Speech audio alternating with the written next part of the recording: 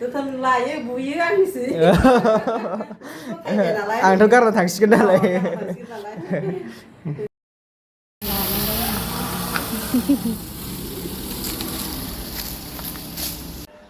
हेल' लोगोफोर थ' बेसेबा गोबावनि उनाव मोनसे ब्लग भिडिअ लाबोलायदों आरोना स' अननानै गासिबो नायलां आरोना जोबजासिम थ' आं दायो माइनाव लाहानि न'आव दंफैयो गार्लफ्रेन्ड लाहानि न'आव थ' बिनिनो थफ्ला थफ्लि दंजोबो नै बिथिंजाय थ' माने दाबसे जायगायाव थांनो नागिरदों आरोना 1 मान्थनि थाखाय काटिं कर्स लानो थांनो नागिरदों आरो थ' बे जेरावखि थांगोन बिथाङा माने आब'आ फेसबुकाव आपडेट होबाय थाखायो आरोना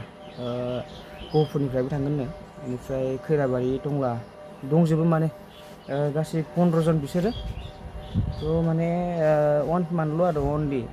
बेयावनो गासिबो कमप्लिट दंजोबो होननानै बुंदों 10,000 दै लोगोफोर 1 मान्थनि कस्टआनो 10,000 आरो थ' बेयाव हस्टेल फिस जानाय लोंनाय गासिखौबो माने लाजोबखायो आरो बेनिफ्राय देलायग्राफोरखौ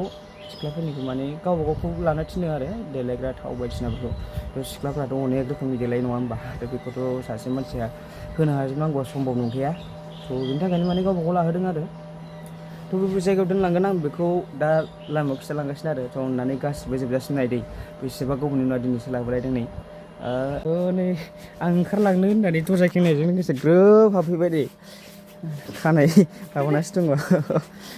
खर' लोबदोंमोन मानसिया थ' दुगैग्रोनानै लानोसै आंबो दुगैनानै लानोसै बिराद गरम बोथोराबो ओमफ्राय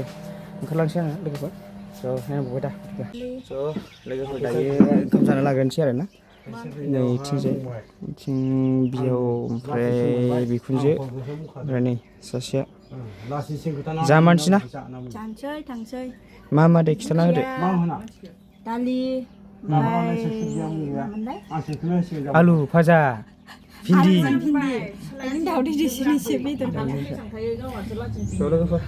दुगैनानै लाखाजोबखाबाय आरो ना ओमफ्राय जानोसै ओमफ्राय थांसै आरो दे जानो लाग्रोसै लोगोफोर दे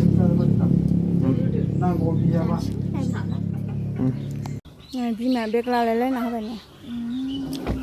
बे मोननै नैबे मोनसेया मोजां मादि मोनदों मोजां मोजांनो गाबबोआसै एसे न'आव गाबबोआसै जेराव फैबासो नोंसोरनो बेग सोगासिनो ओरैलाय खोलाफागोन दैयाबो नै ओमफ्राय आशिर्बाद लादो बिमानिफ्राय मोजां मोनफैफिननायनि लोमजा साजा जाहैनो दे लादो आया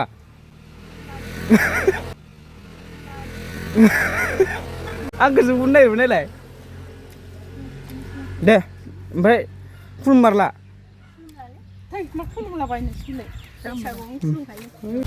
लोगोफोर माइनावनो एसे फैसा होबोनो होजों ओमफ्राय दायो दैमाव हाबबाय एसे दरना लांसै अके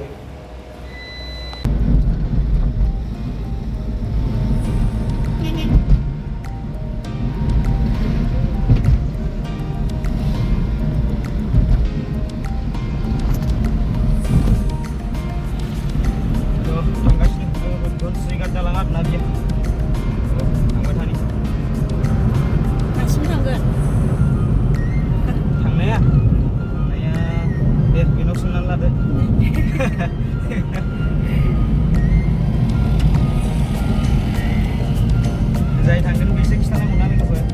लामायाव जोबहैयो दिनैखौल'सै लामायाव जोबहैयो लोगोफोर फाइनालि दायो उदालगुरि बारबोबाय आरो ना ओमफ्राय जों नलबारि थांगोन नालाय माबाथिंजाय डाइरेक्ट तामुलपुरजों थांसिगोन आरो तामुलपुरनिफ्राय बारस'नांसिगोन डाइरेक्ट नलबारि नैथिं दङ माखासेफ्रा जाला थांगासिनो नै उदालगुरि बारबाय जों दा स' लोगोफोर दायो जोङो पानेरि मोनबाय आरो ना पानेरिनिफ्राय ओरैजाय साहाथिंजाय जोङो थांसिगोन डिमाकुसि जानानै ओमफ्राय ओरैजाय खोलाहा थाङोबा टंला मोनो स' लोगोफ्रा मिथिखायो खोमा जों दायो ओरैजाय साहाखै थांसिगोन आरो ना ओमफ्राय ओरैजाय थांबाथाय टंला मोनहैबाय स' थांनि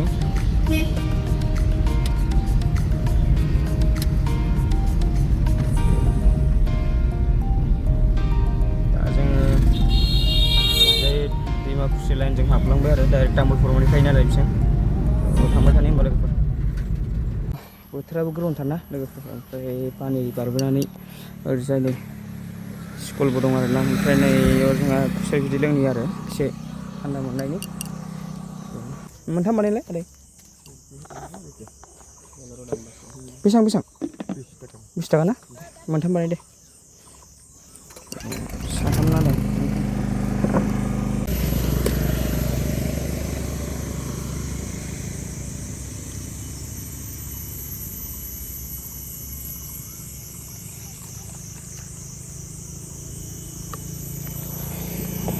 जोंना माने सासे लोंनो हायानो आरोना ओमफ्राय जोंहा बोराय बुरै सानैजोंल' लोंनांसिगोन ये क्या हो गया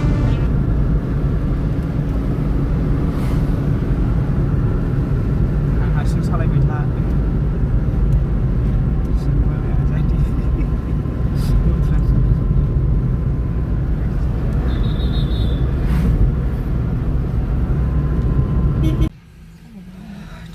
लोगोफोर फाइनालि नै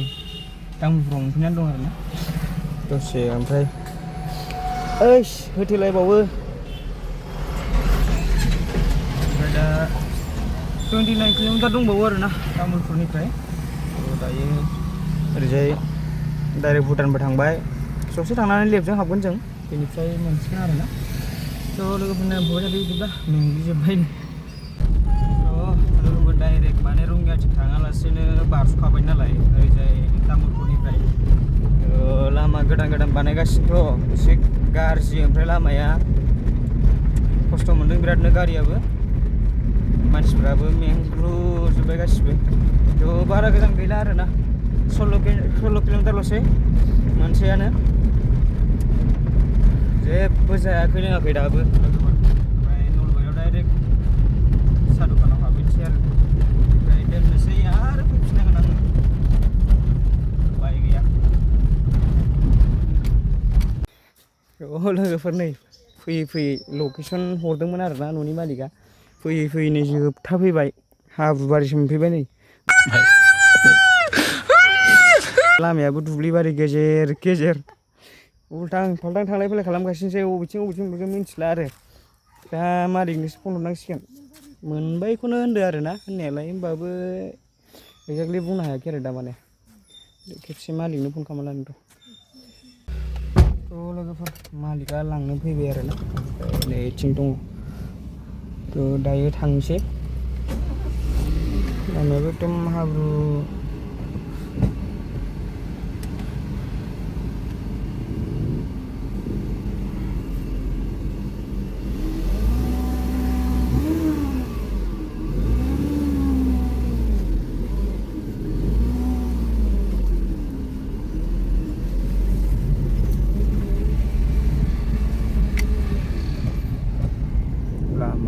लोगोफोर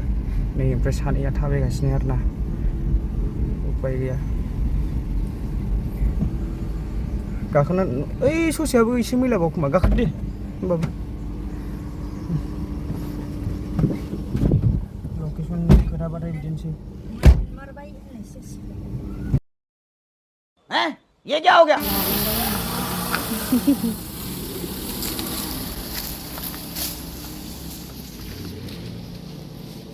मोनफैबाय ना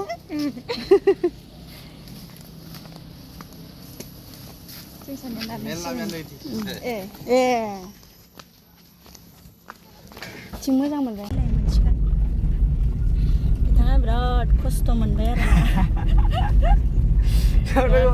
माने लकेसननि खोथा नालाय नारलायलायनांबाय फासिना थाफैबाय नै मालिकआ सिगाङाव थांगासिनो ओमफ्राय दा ससे लांफैबाय आरोना उपाय गैया बेलेग लामा दङनो ओमफ्राय लकेसना हाब्रुबारिखौसो थिनहरबाय जोंखौ दा थांगासिनो फाइनालि मोनसिगोन आरोना बेखौ साइडआव सोनांसिगोन गारिखौ मोनफैबाय जोंहा जायगासिम मोनफैबाय आरोना गोदान लोगोफोर नेनानै दं बेना लोगोफोर साबेसे होनदों साबेसे दंफैदों गासै 7 जन दंफैयो आरोना दा गावसोरजों 9 जन जाजेनबायानो ओमफ्राय आरो 6 जन दंबावो आरोना थ' ओंखारसै दायो आनलड खालामसै दे जोंहा आब'आ बेनो ब्लग खालामो नामा फोरोंगिरि फोरोंगिरिया नेक्स्ट ओमफ्राय इयाव मा टेबोल फेनसो ना बेयाव टेबोल फेन होयो अ माने एकदम मानो फेनखौ सायाव होबाथाय एसे गरमा माबा जायोना बुख्लायोना ओमफ्राय मेचिनफोरा आरोना साफा खालामनांगौ माने मोनसे ग्रुप दुमनायनि उनाव साफा खालामो नालाय टाइम मोनाखै गुमिया जों दा मोनफैबाय आरो ओमफ्राय दसे जिरायनि आंना आरो थांफिननांसिगोनलाय इसोरखौ दोननानै दे माबायदि मोनदों जायगाखौ माबायदि मोनदों जायगाखौ माबायदि मोनदों ओमफ्राय मिरा मोजां नायबाव ओमफ्राय नै मेचिनफ्रा हा सानै उन्दुनाया नोंस्रा सानैजोंनो उन्दुखा आरो दा लोगोफ्रा माखासे इयाव दं आरोना लामायाव एखे गोजा मानसिफ्राबो बिदिनो हाबा जानायबो दं ने हाबा जानाय सानसे दङ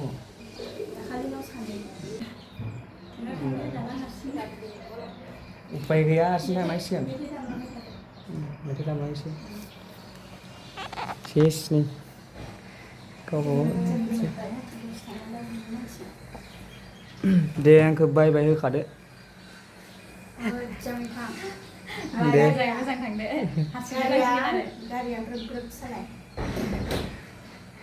मा होनो लोगोफोरा आं दा हारसिं थांफिनगोन नालाय ओमफ्राय गावहा लोगो लाफानो थिनदोंमोन आरो आंखौ सोरबा सासे दाथ' आंथ' हारसिंसो फैबाय नालाय ओमफ्राय सोरबा सिख्लाखौ थिखोना लांफाजानो गिदों माने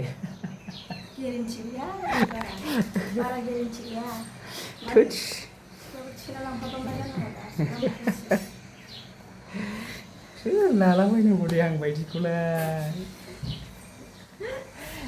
महरबो गैया जेबो गैया मा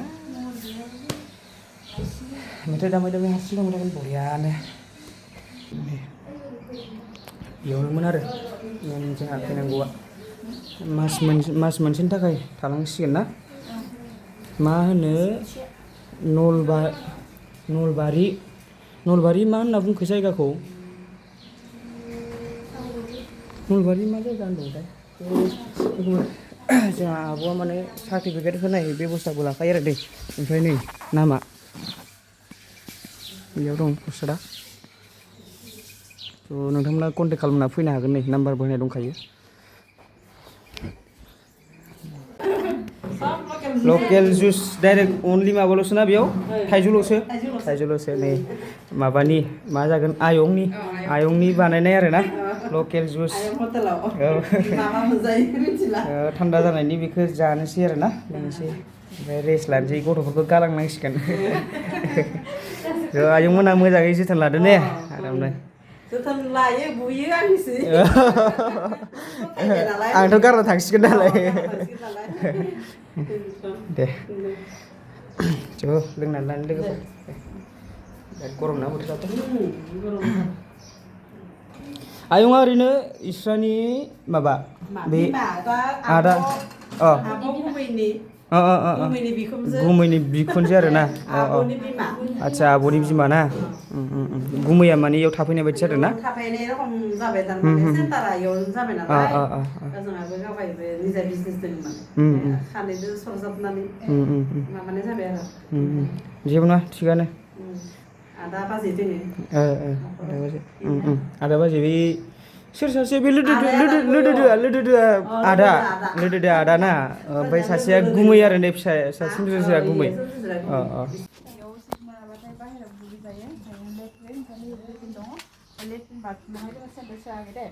मानो होनबा बिदिनो बाला थांजोबनानै गोबां मानसि जायो नालाय बाला थांजोबबाथाय सट जायो नालाय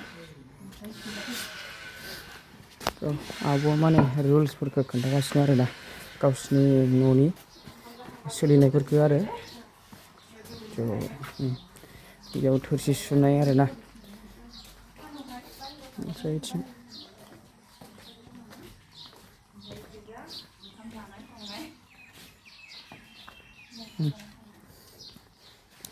किटचेन आरो ना किटचेन बेयो ओमफ्राय मा होनो आब' संनांगोनसो ना गावबा गाव गाव संना होयो ना क्लास खालामनांगौ प्रेक्टिस खालामनांगौ बेनो आरो बिसोरनि खामानिया। गथ'फोरनि जानाय लोंनाय आरो बेनिफ्राय किटसेन आरो ना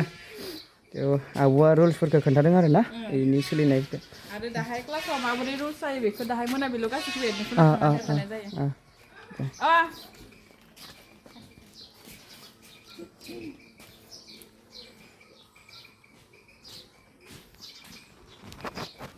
स' लोगोफोर नै मिरामिस ओंखाम जालांनो होबाय आरो ना आब'लाहा जेबो नङा दिनै पुर्निमाखा ना दिनै पुर्निमा खोमादों माथो नै आब' ओमफ्राय पुर्निमाबो ना दिनै पुर्निमायाव जोंहाबो जाखाया आरो बेदर ओमफ्राय दा नै ओरैजाय आरो आयं बुरिया पापर एवगासिनो आरो ना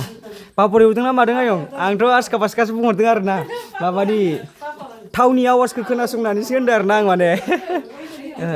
पापर एवगासिनो ओमफ्राय नै जानोसै थ' आब'मोननिसिम थेंक इउ आरो ना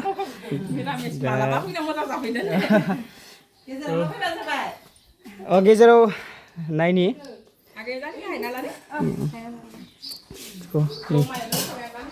गथ'फ्रा जानालासै दा मोनानि दिनै सानसेखौ दिनै हरसेखौ माबा मोनगोन आरो ना बिसोरो रेस्ट मोनगोन बेनिफ्राय गैलाबो दे जाना लानोसै लोगोफोर स' लोगोफोर ओंखाम जाखांबाय आरो ना ओमफ्राय दा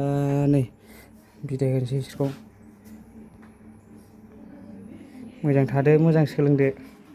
दे आंथ' थांखागोन दे आंखौ टेनसन खालामनाङा मेंबाय रेस्ट लादो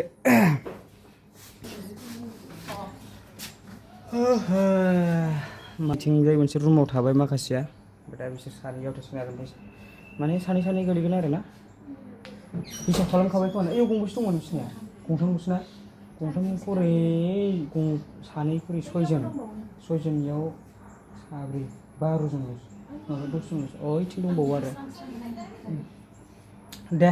बाय होदो दे मिरा थ'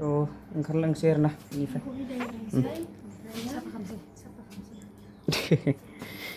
दे स' लोगोफोर फाइनालि बिसोरखौ दोनना फैबाय आरो ना दा आं थांगासिनो हारसिंनो लामाफोराबो गोदानसो नालाय स' नायनोसै एसे आन्दाज खालाम थांसै आरो ना सोंनानै थांनोसै नलबारि ओंखारहैनोसै दायो ओमफ्राय घग्रापारथिं आरो तामुलपुर हमनानै थांफिननोसै आरो स' लोगोफोर बिदिब्ला दिनैनि भिडिअ'आ बिसिमसैमोन आरो ना ओमफ्राय नेक्स्ट आरो लांफैलायनांगोनलाय बिसोरखौ दे बाय नेक्स्ट भिडिअ लोगो मोनगोन